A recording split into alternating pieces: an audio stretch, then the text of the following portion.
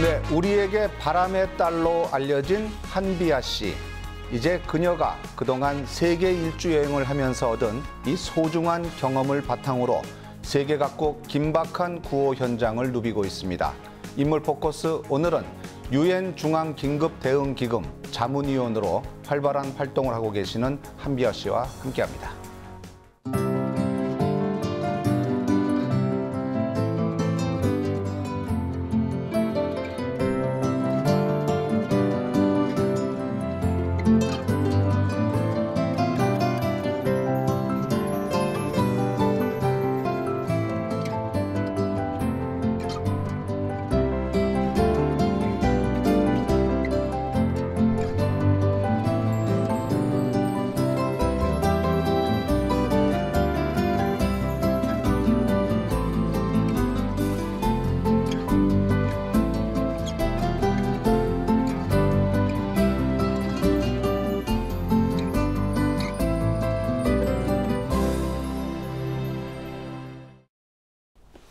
안녕하십니까? 안녕하십니까? 네. 반갑습니다. 언제 봬도 이렇게 활달하시거든요. 요새 많이 바쁘시죠? 요즘에 조금 그렇습니다. 예, 요새 주로 어떤 일 하시는지 최근 근황을 좀 말씀해 주시죠. 근황이요? 갑자기 직함이 많아졌어요.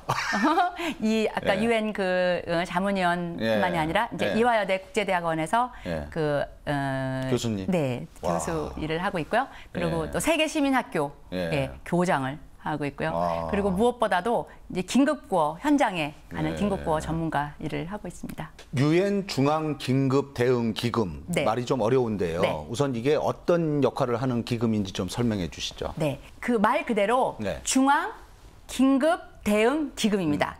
예를 들어 재난이 일어나잖아요. 재난이 일어나면 갑자기 그 재난이 그때부터 막 돈을 모아서 사람들을 구호를 할 수가 없잖아요. 그렇죠. 그러니까 미리 돈을 모아놓는 거예요. 유엔에서 각 정부에게. 그래서 그 돈의 규모가 6,600억 원 정도 돼요. 1년에 6,600억 원인데요. 우리 자문위원은 전 세계에서 18명. 18명이요? 18명의 지금 18명 중에 한 분이신 거예요? 네, 18명 중에 한 명이고요. 그 18명이 그 6,600억 원의 돈이 그 제대로 재난의 현장에 잘 쓰이고 있는지 그리고 그 각 분야에 어디 모자라거나 남는 곳은 없는지. 그다음에 이제 이런 거 있잖아요. 이런 YTN이나 방송에서 많이 얘기하면 거기서 돈이 많이 들어오고 정말로 필요한 곳인데 사람들이 모르는 곳 있잖아요. 그런 곳까지 잘 살펴서 돈이 제대로 가게 하는 것을 그 자문하고 그다음에 실제로 집행을 자문하는 그런 일을 하고 있습니다. 근데 이제 재난 현장이라면은 무슨 뭐 지진이 난 곳도 있을 것이고 무슨 큰 사고가 난 데도 있고 뭐 전쟁 난 곳도 있고 그런데 그런 것들을 다 일일이 다 이렇게 하기에는 굉장히 벅찰 것 같은데 그 선정은 어떻게 합니까? 어느 지역을 먼저 지원을 한다 이런 선정 그런 선정 기준이 있는 거죠. 예를 들면 이런 거예요. 어떤 한 국가의 국가의 반 이상이 피해를 받았을 때, 혹은 100만 명 이상 피해를 받았을 때, 그리고 그 국가가 그 재난을 당한 사람들을 구호할 수 있는가, 혹은 구호할 의지가 있는가, 구호할 능력이 있는가, 이런 것들을 다 보는 거죠. 그거를 게다가 이제 아까도 말씀드렸지만은 사람들이 잘 알고 있는 재난에는 그래도 NGO라든지 아니면 유엔이라든지 뭐 다른 구호가 많이 가는데 정말로 도움이 필요한데도 가지 않는 곳을 잘 살피는 그런 거가 필요한 거죠. 그럼 어떻게 그 유엔 쪽에서 이런 제안이 온 거죠? 이제 선생님을 이렇게 초청을 하겠다고? 그건 아니고요. 이거는 그 개인이 개인이 들어갈 수 있는 자리가 아니고요. 그러겠죠. 정부에서 추천을 하는 거예요. 네. 그래서 개인이 무슨 뭐 원서를 써갖고 넣을 수 있는 자리가 아니고요. 그 유엔은 각 대륙별, 그다음에 또 그 인종별, 그리고 또 그 남녀 비율 그런 거를 통해서 이제 모든 나라 사람들의 의견이 다 종합되도록 만드는 거잖아요. 그러니까 그 18명 중에서는 대륙별 분포도 딱 맞아야 되고 남녀 비율도 딱 맞아야 되고 출신도 맞아야 되는 거예요. 그 출신이란 예전에는 공무원 출신이 많았어요. 그래서 그 18명 중에 뭐 예전 국무총리 하신 분, 예전에 우리나라로 하면 적십자 총재 하신 분, 그런 분들이 대부분이었는데 이제 유엔에서도 개혁이 일어났어요. 그런 분들, 현장을 잘 알지 못하는 분들하고 일을 하니 현장과 동떨어진 일을 하고 있으니 지금부터 들어오는 사람은 현장을 아는 사람을 했으면 좋겠다라고 이제 그 개혁을 한 거예요. 우리 선생님처럼 이렇게 많이 세계 곳곳을 다닌 분은 그렇게 많지 않을 것 같다는 생각이 드는데요. 네, 많지 않았어요. 깜짝 그렇죠. 놀랐어요, 저는. 그러니까 이 일을 오랫동안 하신 분들은 계세요. 네. 예를 들어 우리나라로 보면 많이 코이카 이런 데서 무상 원조를 하는 데서 장을 하셨으니 뭐 얼마나 오래 계셨어요. 뭐 20몇 년 계신 분도 있고 뭐 이제 온갖 분들이 계신데 그래도 이제 그 긴급 구호를 하면서부터 혹은 인도적 지원을 하면서부터 처음부터 현장에 있으면서 지금까지 현장에 있는 사람. 지금 그러니까 이번 제네바 회의에 가서도 남수단에서 바로 간 사람은 이제 저밖에 없는 거예요. 그러니까 많은 사람들이 많은 얘기를 하지만 그래도 현장 이야기에 귀를 기울이는 그런 분위기예요. 그래서 어깨가 무겁기도 하고 그리고 책임감 막중하게 느끼고 있습니다.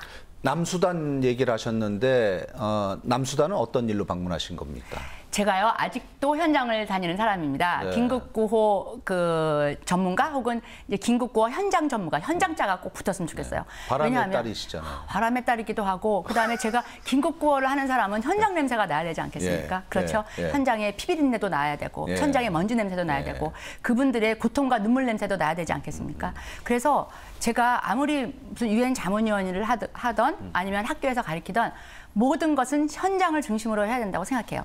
그래서 지금도 1년에 반은 이제 이화여대 국제대학원에서 가르치고 그거 이제 그 인도적 지원, 이 국조의 구호에 대해서 정규 과목으로 이제 가르치고 있고요. 그다음에 나머지 반은 현장에 갑니다. 그러면은 어떻게 교수가 그 반을 갈 수가 있어 하잖아요. 그래서 2학기에 가르쳐야 할 거를 한 학기에 몰아 가르칩니다. 그래서 몰아 가르치고 그다음에 2학기 8월부터 2월까지는 이제 6개월 동안은 현장에 가는 현장 일을 하는 거예요. 보통의 긴급구호 총책임자로서 현장 일을 하는 거죠. 그러니까 긴급구호라는 거는 그냥 쉽게 말하면 응급수술실이에요. 사람이 죽게 생겼을 때 당장 그 목숨을 살리는 일인 거잖아요. 4가지가 중요해요. 사람이 공기는 공짜니까 공기 없이 나머지는 다 필요한 거죠. 그렇죠. 지금 재난을 피해서 나온 사람들, 물, 식량, 보건의료, 피난처 그것을 신속하고 효과적으로 공급하고 지원하고 이분들이 하루빨리 일상으로 돌아가게끔 만들어주는 게 이제 우리의 일인 거죠. 그 총책임자를 남수단에서 했고요. 남수단은 그 직원이 한 800명쯤 되고요. 그다음에 거기도 한 600억 원 정도의 그런 규모로 일을 하고 있고요. 제가 7개월 동안 일해서 이제 저랑 같이 일하면서 이제 돌본 우리 남수단 그 주민들은 한 20만 명이 넘습니다. 통상 우리가 이제 이 아프리카에 있는 거 아니겠습니까? 수단으로 알고 있는데 남수단이 좀 생소하거든요. 이 남수단이 어떤 뜻이죠? 생소한 게 맞아요. 예전에는 수단이 한 나라였어요. 네, 그런데 이제 수단이 북쪽과 남쪽으로 나뉘어서 독립됐나요? 무진장 싸우고 있었죠. 내전을 했죠. 북쪽은 아랍계. 아랍계 무슬림들이고 남쪽은 크리스찬들이고 그다음에 흑인들이고 그래서 이제 그 북쪽에서 그 남쪽에 대한 차별을 이제 아주 오랫동안 한 거예요. 그래서 내전이 굉장히 길게 났었어요. 그러다가 드디어 남수단이 재작년이죠. 이제 2주년 됐어요. 얼마 전에 독립을 했습니다. 신생국가네요. 네, 신생국가예요. 아주 신생국가예요. 그래서 딱 가면 긴급구호도 하지만 이거는 국가재건. 우리가 그 일을 한다는 그런 자부심이 있었습니다. 오랜 내전 끝에 이렇게 독립을 했기 때문에 그 남수단 현지 사정은 굉장히 열악하겠네요. 지금 말씀하신 4가지뿐 아니라 뭐 그렇죠. 국가 인프라가 거의 없는 거 아니겠습니까? 그럼요. 그러니까 국가가 지금 국가가 의지는 있으나 혼자서는 할 수 없으니 국제사회의 도움이 필요한 거죠. 그렇죠. 원래 긴급구호나 모든 그 원조의 원칙은 그 나라 국민과 그 나라 정부가 알아서 하는 거예요. 최초의 책임감, 그 다음에 마지막까지의 책임은 그 나라 사람이 져야 되지만 그 나라나 그 국민들이 지금 그 분들의 힘으로는 할 수 없을 때 우리가 이제 원조를 하는 거죠. 그래서 humanitarian assistance라고 인도적 지원이라는 그런 말을 쓰는 거고요. 우리나라에서는 긴급구호라는 말이 더 알려져서 쉬워서 그 말을 하는데요. 긴급구호, 이 인도적 지원이라는 거는 긴급구호뿐만이 아니에요. 병원으로 보면 그러니까 수술실 있잖아요. 그렇죠. 그러면 금방 퇴원하지 않잖아요. 중환자실 가야 되죠. 그다음에 회복실 그렇죠. 그 단계가 다 있어야 되는 거예요. 그래서 긴급구호를 하고 나서 재건복구를 하고 그다음에 이제 그 개발 협력, 그 어느 정도 먹고 살 만큼 돼야 우리가 이제 여기는 됐다. 이제 자립이 되는구나. 그리고 이제 다른 곳을 도와주는 그 3박자 중에 저는 이 첫 박자를 하고 있는 중입니다.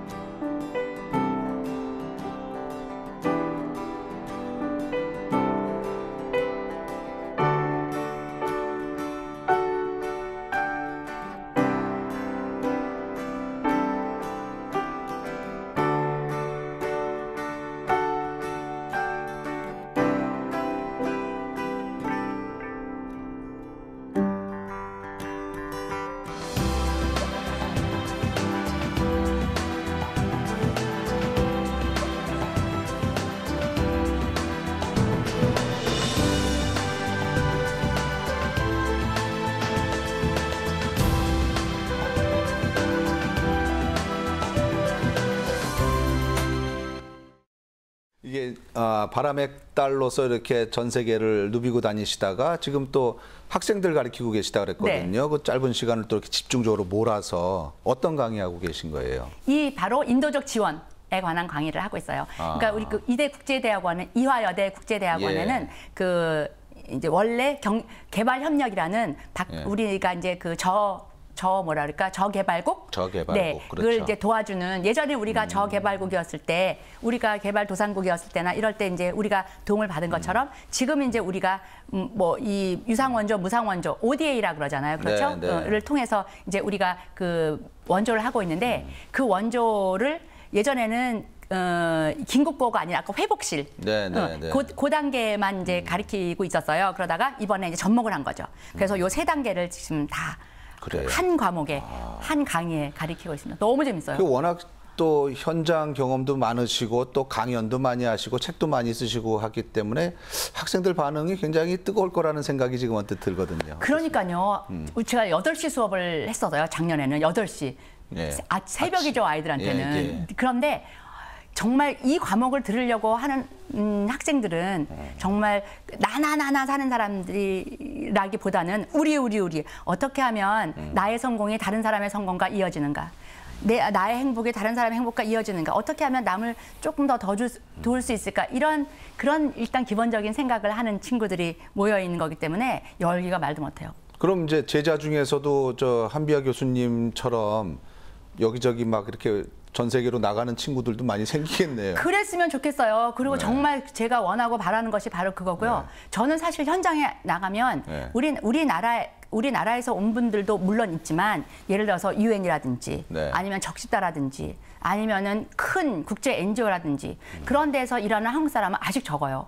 그렇습니까? 네, 아직 적어서 저는 맨날 그 국제구호를 하겠다는 친구들, 그다음에 직접 지금도 하고 있는 친구들, 그다음에 지금도 이런저런 현장에서 그 경험을 쌓고 있는 친구들이 왜 남수단이라는 이렇게 가장 중요한 현장 중에 하나인 곳, 그다음에 또 이렇게 거기에 잘 안 보이나 약간 이제 좀 기다리면 될 것 같아요.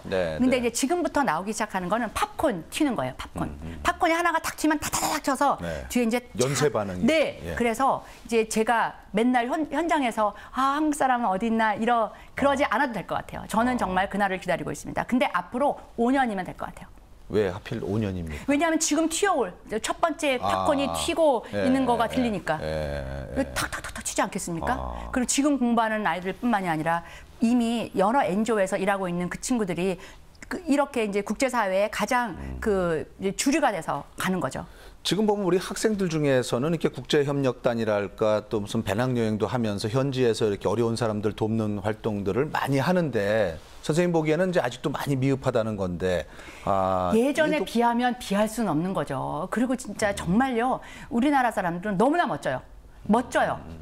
이게 10년 안에 이렇게, 맨 처음에 제가 이 일을 할 때 제일 많이 들은 얘기 뭔지 아세요? 우리나라도 도울 사람 많은데 왜 바깥까지 도와? 그런 얘기 무수히 들었어요. 사실 저도 그런 생각했었어요. 그렇죠. 예. 절대로 하면 안 돼요. 얼마나 민망한 얘기예요. 그럼 예전에 우리를 도와줬던 그 나라 사람들은 도울 사람 아무도 없어서 우리를 도왔을까요? 그렇죠. 그렇잖아요. 여유가 없는데도 도운 나라들도 그렇죠. 많은데. 우리를 믿고 도왔으면 이제 우리가 이만히 살면 빚을 갚는다고 돕는 게 아니라 속 좁은 생각을. 그렇죠. 마땅히 도와야 하는 거죠. 우리 지구집에서 같이 사니까. 근데 맨 처음에는 그런 얘기 많이 들었는데 지금은 완전히 반전이에요. 지금은 제가 이제 뭐 지하철을 타거나 아니면은 시내에 걸어가잖아요. 그럼 저한테 돈 줘요. 돈을 주는 초, 중, 고등학생들, 네. 대학생들 네. 돈을 줘요. 5,000원, 10,000원. 어저께도요, 초등학생들 12명한테 팸레터 받았거든요. 와. 거기 안에 돈이 다 들었어요. 3,000원, 5,000원, 10,000원까지 들었어요. 초등학생이. 그러면서 급한 데 써달라고. 야. 그러니까 우리의 아이들은 우리들이 생각하는 아이들이 아니에요. 우리들의 아이들은 너무 멋진 아이들이에요. 정말 이 아이들을 소중하게 키워서 우리가 잘 키워서 전 세계 사람들과 나누어 쓰는 거예요. 얼마나 멋져요. 언론에 보면은 당신의 뭐 1,000원짜리 한 장이 아프리카 아이들 몇 명을 구할 수 있겠습니다. 실제로 그렇습니까? 실제로 그렇다니까요. 실제로 그래요. 우리나라에서는 1,000원, 2,000원인 또 큰 예. 돈이죠, 솔직히. 예. 그러나 뭐 그렇게 예. 사람 목숨을 죽었다 살렸다 이럴 돈인가? 그렇잖아요. 정말로 그래요. 그 돈이 산을 없어요. 넘고 물을 건너가면 그게 고스란히 약이 되고 그게 고스란히 물이 되는 거예요. 그러니까 이게 우리가 무슨 힘이 있어 하지만 위를 쳐다보면 제일 없는 사람이죠. 그러나 아래로 보면 우리가 제일 힘센 사람이에요. 그렇잖아요. 그러면 우리가 갖고 있는 이 힘을 그냥 우리만 쓰는 거 너무 아깝잖아요. 그렇죠? 그런데 이거를 나누어 쓰면 누군가가 목숨이 살아나고 큰 돈일 뿐만이 아니라 생존의 문제. 그렇죠. 그리고 이 사람이 정말 그 마음을 다해서 내가 누구를 정말 살렸으면 좋겠다는 그 마음까지 가는 그 마음은 그 사람 마음이 바로 세계 시민의 마음인 거예요. 그러니까 받는 마음도 되게 중요하지만 이렇게 주는 그 따뜻한 마음이 이렇게 잘 퍼져나가고 있다는 게 너무너무 기뻐요. 진짜 너무 기뻐요. 이 일을 하게 된 게 정말로 행운인 것 같아요. 그 언제부터 이렇게 남을 돕고 살아야겠다는 그런 생각이 드셨을까요? 그러니까 저는 42살 때까지는 남을 돕고 산다고 생각을 안 했어요. 네. 저는 세상은 정글이다. 네. 세상은 생존, 먹고 먹힌다. 치열. 그렇죠. 적자 생존이고 승자 독식이고. 네. 그런데 저는 가만히 보니까 저는 초식동물 같아요. 누구를 잡아먹고 네. 피를 봐야 되고 이런 사람은 아닌 것 같아요. 제가 태생적으로. 그렇지만 저도 정글에서 잡아먹히면 안 되잖아요. 그러니까 잡아먹히지 말아야지 하면서 내 앞가림을 해야지 하면서 긴장하고 살았던 것 같아요. 그런데 이제 세계 일주를 하면서 정말 1,000원, 2,000원으로 죽고 사는 아이들을 보는 거예요. 제가 5주 여행을 했잖아요. 예. 그러니까 닌겔 한 병이만 살아나는 아이들이 엊그저께 같이까지 놀았는데 아이들이 그냥 혼수 상태에 빠져 있고 막 이런 아이들을 보는 거예요. 제가 이제 국제 홍보를 전공했어요. 예. 그래서 그때 어떤 생각을 했냐면 우리나라 사람들이 고품질 인정인데 가서 이 이야기를 잘 전하면 누군들 돈을 안 주겠는가. 제가 이 세계 일주를 끝내고 나서 이런 일을 하겠다. 근데 그게 긴급 구호라는 그런 일인 줄은 몰랐어요. 그런 일을 하고 싶다 생각했지만 그 일인지 몰랐는데 알고 보니 그 일이었어요. 그래서 네. 너무나 신나게 하고 있는 일이에요. 제가 좋아서 하는 일인데 남도 좋고 사람도 살리고 세상에 이런 일이 어디 있어요. 네. 그러니까 현장에 가잖아요. 그러면 진짜 맨날 며칠 앉아도 힘이 나요. 그리고요. 정말 우리가 조금만 더 열심히 일을 하면 저렇게 몇 명이 깨끗한 물을 먹는구나, 밥을 먹는구나 이렇게 생각하면 보람이 딱 오겠네. 누군들 거기서 힘을 남길 수는 없어요. 힘을 아끼는 건 인간이 아닌 것 같아요. 있는 힘을 남긴다, 아낀다 그런 게 통하지 않는 게 현장인데 그런 현장에 늘 갈 수 있다는 게 너무 좋아요. 그러니까 지금 이제 이렇게 방송을 하면서 계속 이 강한 그 에너지가 이렇게 느껴지거든요. 아, 그러세요? 네, 말씀을 하시면서도 너무 내가 좋아하는 일을 너무 이렇게 즐겁게 하니까는 너무 좋겠다라는 그런 생각이 딱딱 와닿는데 그 열정의 근원은 어디서 오는 걸까요? 열정의 근원은 결국은 네. 제가 제가 하고 싶은 일과 해야 할 일이 딱 떨어지는 거기에서 100% 몰두하는 것. 그거 아닐까요? 뜨겁게 몰두하는 것. 그러니까 이 일을 하면서 맨날 전쟁터에 가고, 그쵸? 맨날 그 재난이 났던 데에 가고, 그런 게 솔직히 말하면 쉽지만은 않죠. 그렇죠. 예. 그렇죠. 그렇지만. 남들은 그 피해서 가는 곳 아닙니까? 그렇지만 정말 좋은 일을 하려면 하기 싫은 일도 해야 돼요. 정말 좋은 일을 하려면 그것을 거치지 않으면 거기까지 갈 수 없는 일이 있다고 생각해요. 정말 좋은 것을 가지려면 그것에 마땅한 대가를 치러야 되는 거죠. 맞습니다. 그래서 예. 어렵거나 힘들거나 할 때는 이거는 내가 마땅히 내야 되는 수업료 이라고 있습니다. 그러나 어쨌든 저는 우리나라 사람들 정말 그 사람들을 도와주고 싶은 사람과 직접 얼굴을 보면서 도움을 받는 사람, 그 얼굴 두 얼굴을 다 보면서 일을 하잖아요. 네. 그래서 더 힘이 나는 것 같아요. 네. 네. 또 하나의 직함 중에 그 세계 시민학교 앞에 잠깐 말씀하셨습니다만 이 교장 선생님이시거든요. 네. 어떤 학교인지 좀 소개해 주시죠. 세계 시민 학교는 어떤 학교가 있는 게 아니라요.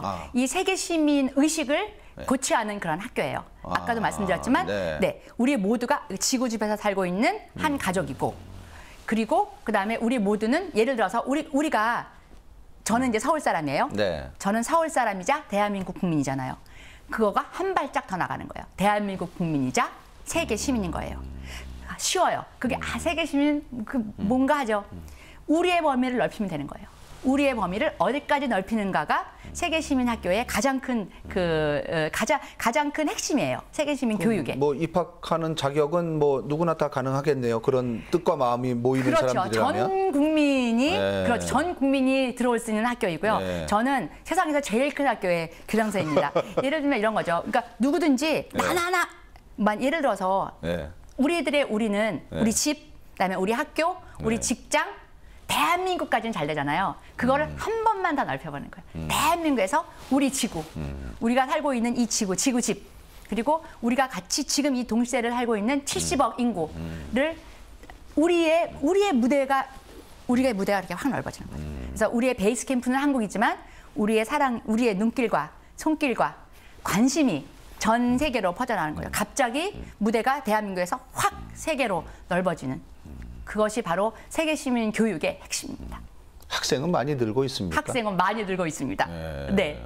그럼 뭐 이렇게 등록금 같은 걸 받진 않으시겠지만 없습니다.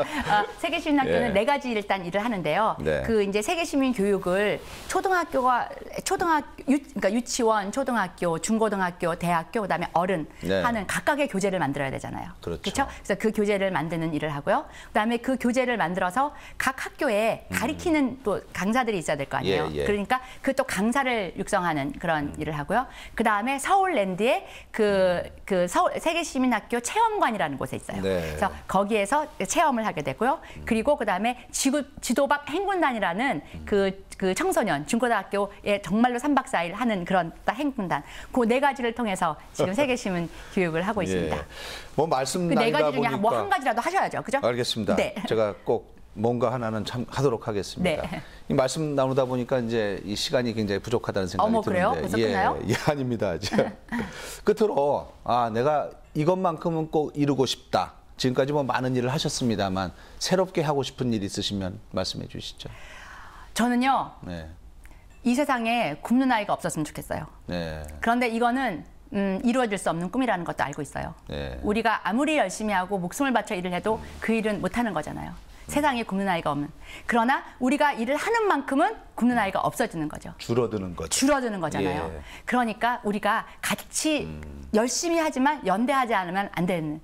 그러니까 저는 이런 멋진 세상을 같이 만들고 싶어요. 같이 가는 세상. 그리고 우리의 힘을 이 손이 왜 두 개겠어요? 하나는 정글에서 살아남아야 하니 나를 위하여, 지키기 위하여. 그럼 나머지 한 손은 다른 사람의 손을 잡고 같이 가는. 자기가 기꺼이 줄 수 있는 만큼을 기꺼이 내주면서 사람을 살리면서 같이 가는 그런 멋진 세상을 만들었으면 좋겠어요. 지금까지 이렇게 세계 5지를 다니시면서 바람의 딸이라는 아주 소중한 애칭을 받으셨는데 이제는 구호천사라는 애칭이 드려도 되지 않을까 하는 생각이 드는데. 싫어요. 구호천사 너무 버거워요. 천사 아니에요, 진짜. 구호천사를 향해서 가는. 혹은 구호천사가 되고 싶은 그런 꿈을 꼭 이루시길 간곡히 기대하겠습니다. 고맙습니다. 오늘 장시간 감사합니다. 네, 고맙습니다. 감사합니다.